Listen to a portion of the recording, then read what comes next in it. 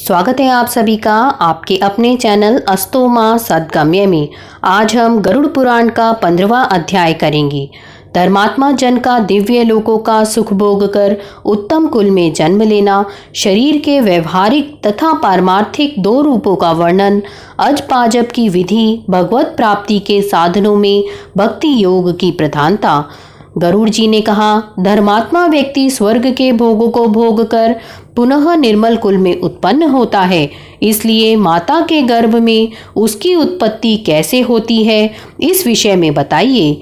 हे करुणा निधे, पुण्य आत्मा पुरुष इस देह के विषय में जिस प्रकार विचार करता है वह मैं सुनना चाहता हूँ, मुझे बताइए।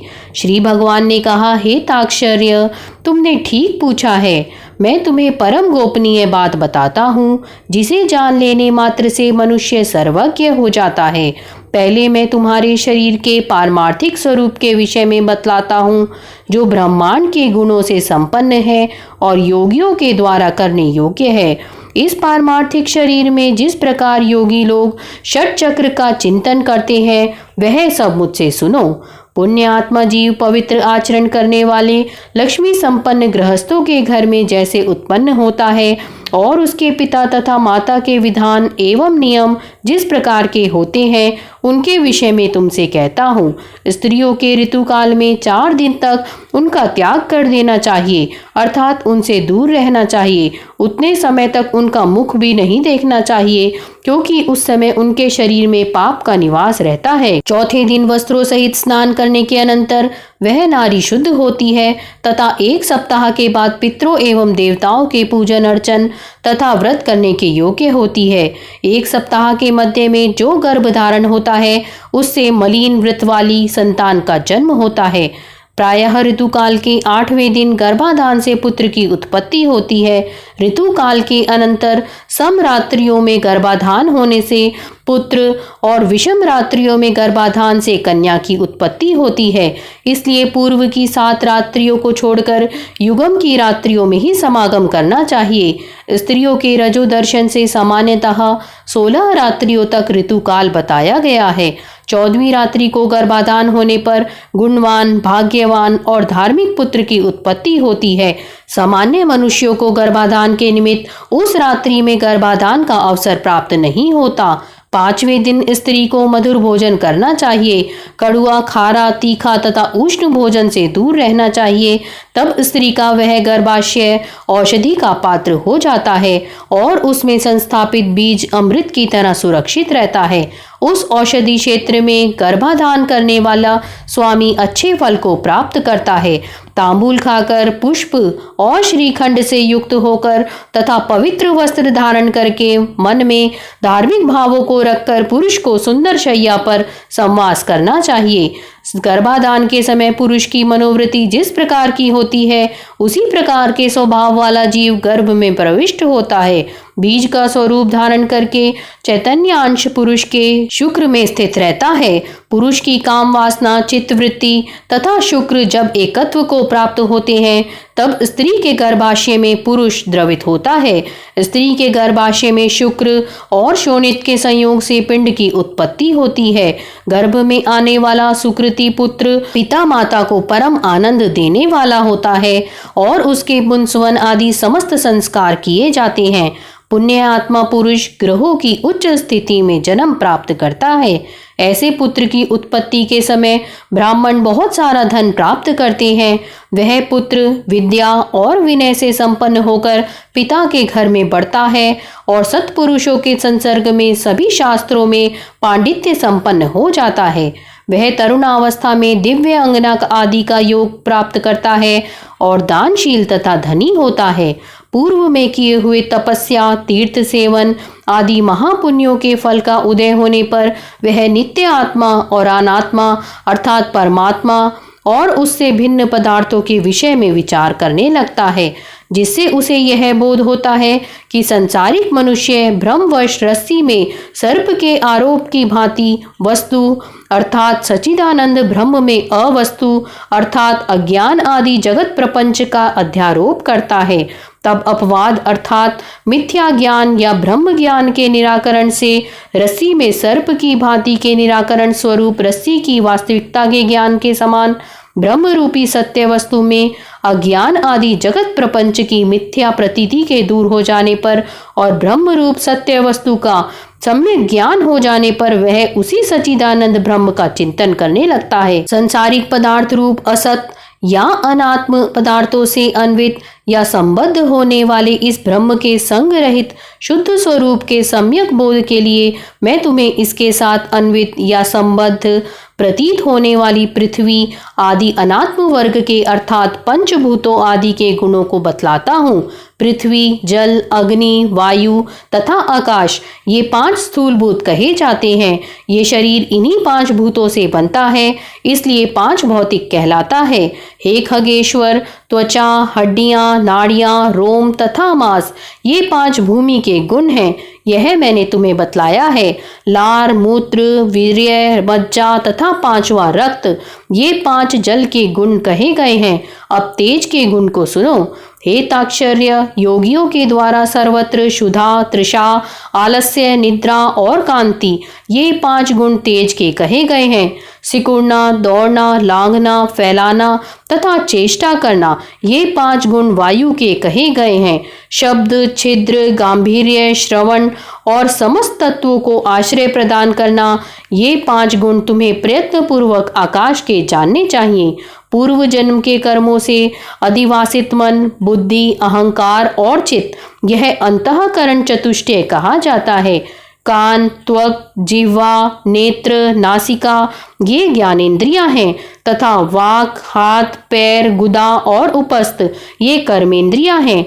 दिशा, वायु, सूर्य, प्रचेता और अश्विनी कुमार ये ज्ञानेंद्रियों के तथा वहनी, इंद्र, विष्णु, मित्र तथा प्रजापति ये कर्मेंद्रियों के देवता कहे गए हैं।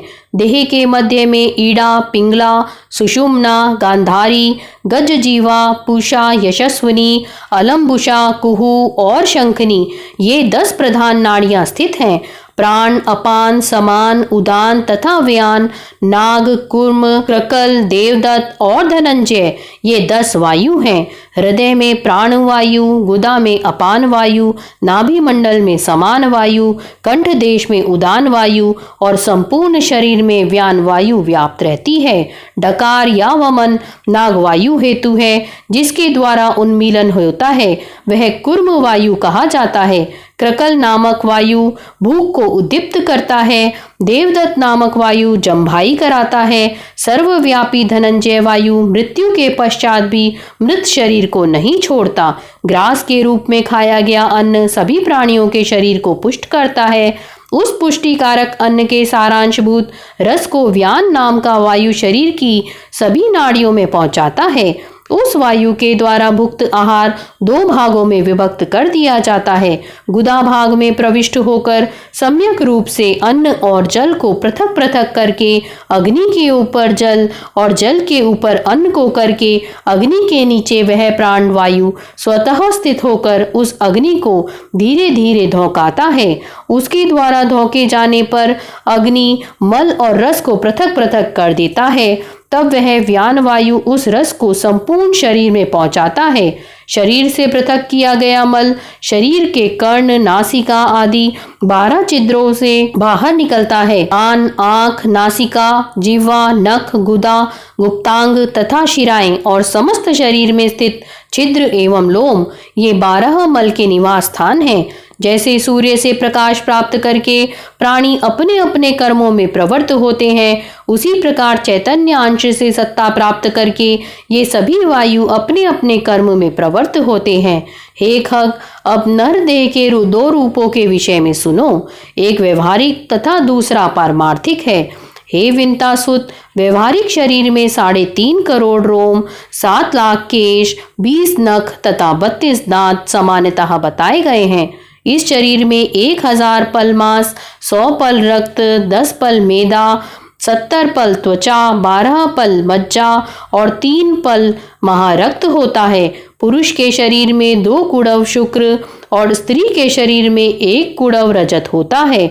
संपूर्ण शरीर में 308 हड्डियां कही गई हैं। शरीर में स्थूल और सूक्ष्म रूप से करोड़ों नाड़ियां हैं। इसमें 50 पल पित्त और उसका आधा अर्थात 25 पल श्लेष्मा या कफ बताया गया है।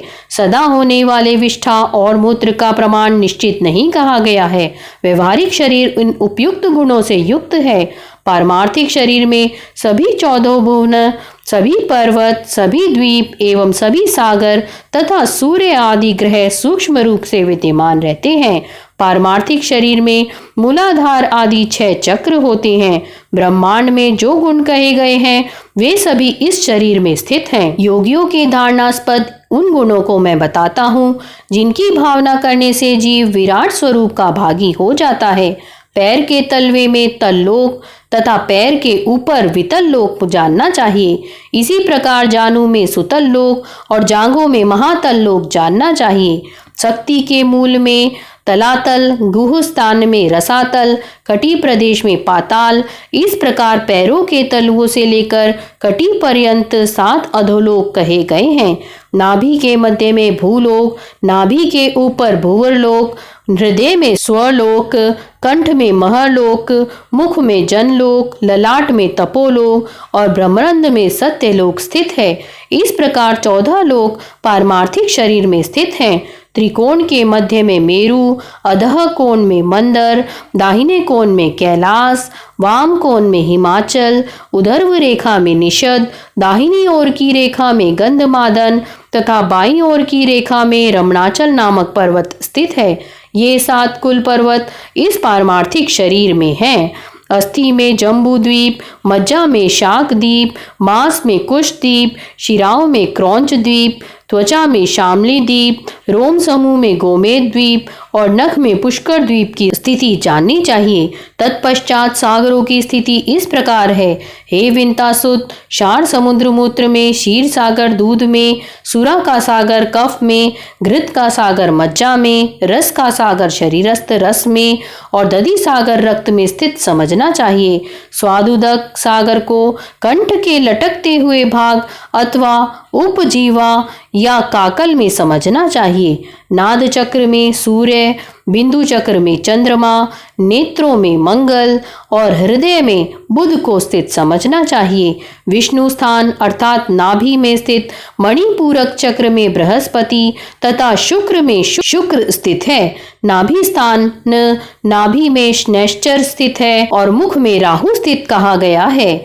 वायु स्थान में केतु स्थित है। इस प्रकार समस्त ग्रह मंडल इस पारमार्थिक शरीर में विद्यमान है।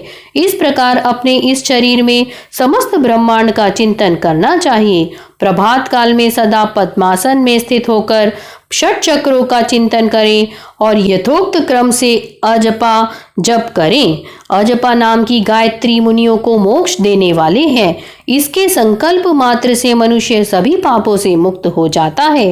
हे ताक्षर्य, सुनो, मैं तुम्हें अजपा तप का उत्तम क्रम बताता हूँ जिसको सर्वदा करने से जीव भाव से मुक्त हो जाता है। मूलाधार, स्वादिष्ठान, मणिपूरक, अनाहत, विशुद्ध तथा आज्ञा, इन्हें 6 चक्र कहा जाता है।